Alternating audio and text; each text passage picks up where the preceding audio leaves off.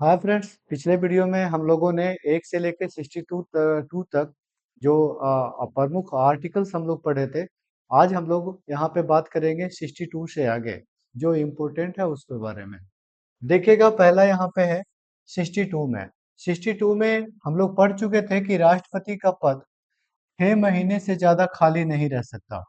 यानी कि अगर वैसी कोई स्थिति आती है कि राष्ट्रपति की मृत्यु हो जाती है या कोई ऐसी घटना हो जाती है जिससे काफी दिक्कतें होती है, राष्ट्रपति का पद वहां पे समाप्त हो जाता है, तो फिर राष्ट्रपति के पद को 6 मंथ से ज्यादा खाली नहीं रख सकते। ये अनुच्छेद 62 कहता है। 63 से आपका उपराष्ट्रपति के बारे में है। 63 में है उपराष्ट्रपति का पद, यानी कि उपराष्ट्रपति के बारे में चर्चा, उपराष्ट्रपति का पद के बारे में है। 64 में है कि उपराष्ट्रपति राज्यसभा का सभापति होंगे। उपराष्ट्रपति जो होगा वो राष्ट्रपति का सभापति करेंगे, ये है 64 में। 65 कहता है आर्टिकल कि राष्ट्रपति का पद खाली रहने पर उपराष्ट्रपति द्वारा कार्यवाहक राष्ट्रपति के रूप में काम किया जाएगा। यानी कि 65 याद रखना है, 65 में है कार्यवाहक राष्ट्रपति। 65 में क्या याद रखेंगे? कार्यवाहक राष्ट्रपति। 66 में है उपराष्ट्रपति का निर्वाचन। जिस तरह से हम लोग 54 पढ़ेंगे, 54 पढ़े थे, राष्ट्रपति का निर्वाचन मंडल है, उसी तरह से 66 में है राष्ट्रपति का निर्वाचन मंडल, उपराष्ट्रपति का निर्वाचन मंडल। 67 में है उपराष्ट्रपति का पदावधि, टेन्योर, यानी कितने वर्षों तक वो काम करेंगे। 68 में है उपराष्ट्रपति का पद भी खाली 6 महीने के अंदर में भरना चाहिए। यानी कि राष्ट्रपति के बारे में जिस तरह से 62 कहता है, उसी तरह से आपका 68 में उपराष्ट्रपति के बारे में प्रावधान है कि उपराष्ट्रपति का पद 6 महीने से अधिक खाली नहीं रह सकता। आगे का है 69 में। 69 में याद रखना है कि राष्ट्रपति का, उपराष्ट्रपति का शपथ का वर्णन है 69 में। 70 में है आकस्मिक स्थितियों में राष्ट्रपति और उपराष्ट्रपति के पद का निर्वहन। अगर आकस्मिक ऐसी स्थिति आता है जिसमें राष्ट्रपति और उपराष्ट्रपति की अपसेंटी में कौन काम करेगा, ये सारी चीजें वर्णन है। 71 में राष्ट्रपति और उपराष्ट्रपति के निर्वाचन संबंधित विवाद का निपटारा सुप्रीम कोर्ट करेगा। यानी कि अगर चुनाव में कोई दिक्कतें आती है, राष्ट्रपति के चुनाव में या उपराष्ट्रपति के चुनाव में, तो इसका निर्णय आपका सुप्रीम कोर्ट करेगा। ये है 71 में। आगे करा है 72 में राष्ट्रपति का क्षमादान की शक्ति। राष्ट्रपति के पास कुछ क्षमादान की शक्तियां होती है, उसका वर्णन है यहाँ पे 62 में। 63 याद रखिएगा, यदि कोई कानून केंद्र सरकार के पास है तो उस पर काम करेगा। यानी कि राज्य का हो या ना हो, यानी कि अगर केंद्र सरकार के द्वारा कोई कानून बनाया गया है, आपका जैसे संवर्ती सूची में जो प्रावधान है ना, तो उसके अंतर्गत याद रखना है कि उस पर जो मान होगा ना, राज्य पर भी मान होगा, केंद्र सरकार का। 64 में याद रखना है मंत्रिपरिषद का गठन। राष्ट्रपति को सहायता देने के लिए मंत्रिपरिषद का गठन किया जाता है 74 में। और 75 में याद रखना है प्रधानमंत्री की नियुक्ति राष्ट्रपति करेगा। यानी प्रधानमंत्री का जो पद है वो है 75 में। 75 के 2 में कहा गया है कि मंत्रिपरिषद जो भी होंगे वो राष्ट्रपति के सम्मुख शपथ लेंगे। 75 के 3 यानी 75 के 3 में कहा गया कि मंत्रिपरिषद लोकसभा के प्रति सामूहिक रूप से उत्तरदायी होगी। 75 के 4 में याद रखना है कि प्रधानमंत्री मंत्रिपरिषद राष्ट्रपति के सामने गोपनीयता की शपथ लेगी। जो भी व्यक्ति होता है वो राष्ट्रपति के सामने गोपनीयता की जो शपथ लेता है, मंत्रिपरिषद के जो भी मेंबर होते हैं, राष्ट्रपति के सामने गोपनीयता की शपथ आपका 75 के 4 के अंतर्गत लेते हैं। हम लोगों ने पढ़ा 62 में राष्ट्रपति के पद के बारे में था कि राष्ट्रपति का पद 6 महीने से ज्यादा खाली नहीं रह सकता, 6 माह से ज्यादा खाली नहीं रह सकता। 63 में है उपराष्ट्रपति का पद। 64 में था आपका उपराष्ट्रपति राज्यसभा का सभापति होगा। 65 में पढ़े थे कि उपराष्ट्रपति जो होंगे, अगर राष्ट्रपति नहीं है तो वहां पे कार्यवाहक के रूप में काम करेंगे। 66 में था उपराष्ट्रपति का निर्वाचन मंडल। 67 में था पदावधि। और 68 में था कि उपराष्ट्रपति का पद भी खाली 6 महीने से ज्यादा नहीं रह सकता। 69 में उपराष्ट्रपति का शपथ का वर्णन है।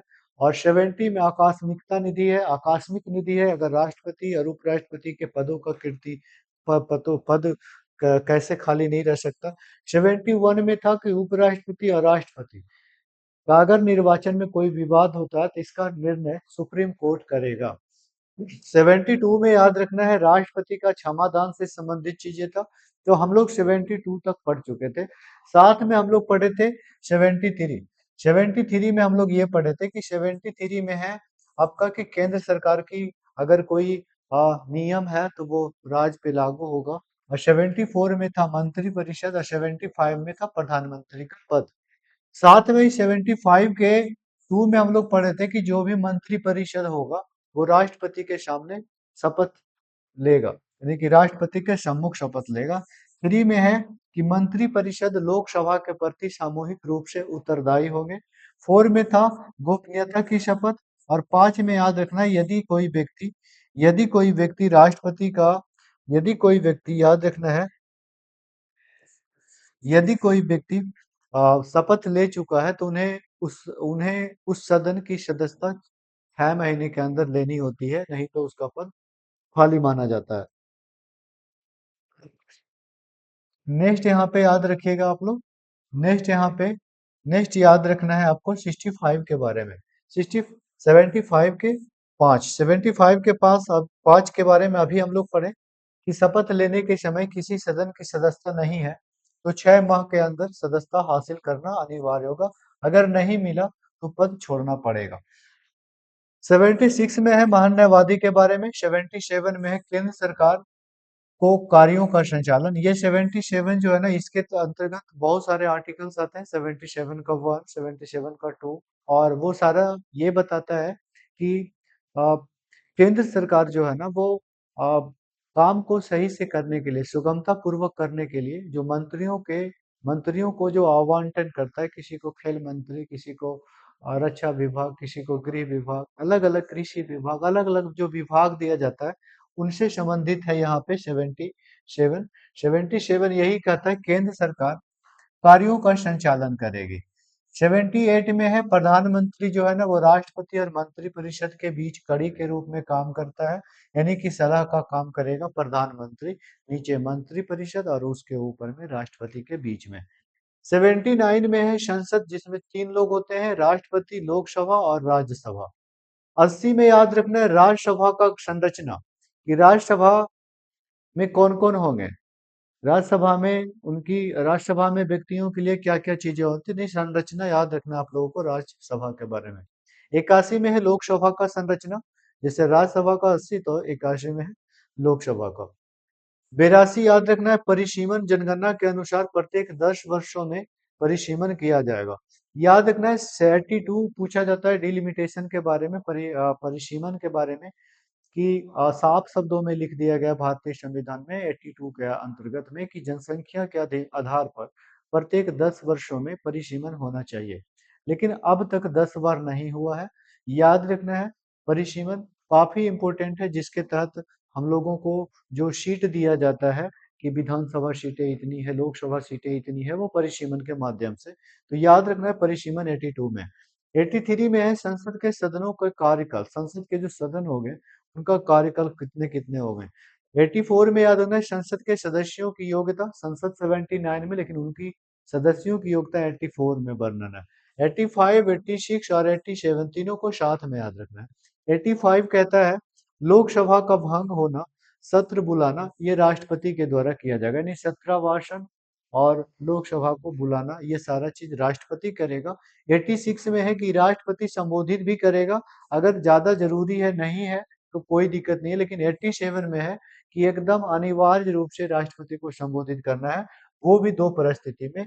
यदि पहला बैठक हुआ है, यानी कि मान लीजिए लोकसभा भंग हो गया और उसके बाद का पहला बैठक हुआ है, वर्ष का पहला बैठक, तो राष्ट्रपति संबोधित करेगा। और दूसरा यहाँ पे ये क्राइटेरिया है कि बजट पास होने के बाद पहला सत्र का बैठक भी राष्ट्रपति के द्वारा करना अनिवार्य है। यहाँ पे है 88 महान्यायवादी दोनों सदनों में भाषण देता है लेकिन वोटिंग नहीं करता है 88 के तहत। 59 में याद रखना है संसद राज्यसभा के सभापति होगा, यानी 89 और 64 दोनों में उपराष्ट्रपति के बारे में जब पढ़ेंगे उसमें भी 64 का वर्णन है, और संसद के बारे में पढ़ेंगे उसमें भी 64 का वर्णन है। तो हम लोग 62 से मात्र, हाँ, 89 तक, है ना, 92 में आपको फिर आगे पीठासीन के बारे में सब चीज बताएंगे। तो यहाँ तक याद रखें, छोटा सा वीडियो था, लगा कि कुछ आगे बढ़ा देते हैं, फिर नेक्स्ट टाइम जब जैसे ही मिलता है वैसे आगे वीडियो पे डाल दिया जाएगा। धन्यवाद।